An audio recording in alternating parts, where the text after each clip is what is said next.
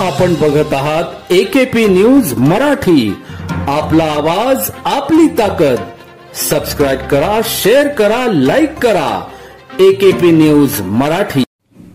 नाशिक गुन्हे शाखा युनिट क्रमांक 1 चे पोलीस अंमलदार मुख्तार शेख यांना मिळालेल्या गोपनीय माहितीवरून गुन्हे शाखा युनिट क्रमांक 1 च्या पोलीस अंमलदारांनी औरंगाबाद रोड बाबूलाल नर्सरीच्या शेजारी हनुमान मंदिराजवळ मोकळ्या जागेत एक इसम नायलॉन मांजा विक्री करण्यासाठी येणार असल्याची गोपनीय माहिती मिळाली.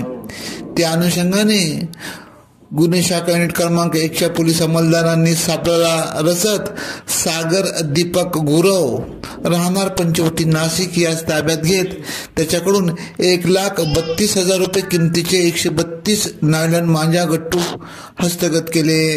सदरची कामगिरी गुन्हे शाखा युनिट क्रमांक 1 चे वरिष्ठ पोलीस निरीक्षक मधुकर कड, सहाय्यक पोलीस निरीक्षक हेमंत तोडकर, पोलीस उपनिरीक्षक चेतन श्रीवंत, पोलीस हवालदार नाझिम खान पठाण, धनंजय शिंदे, पोलीस अंमलदार मुख्तार शेख, अप्पा पानवळ, राम बर्डे, नितीन जगताप, अनुजा येवले आदींनी केली.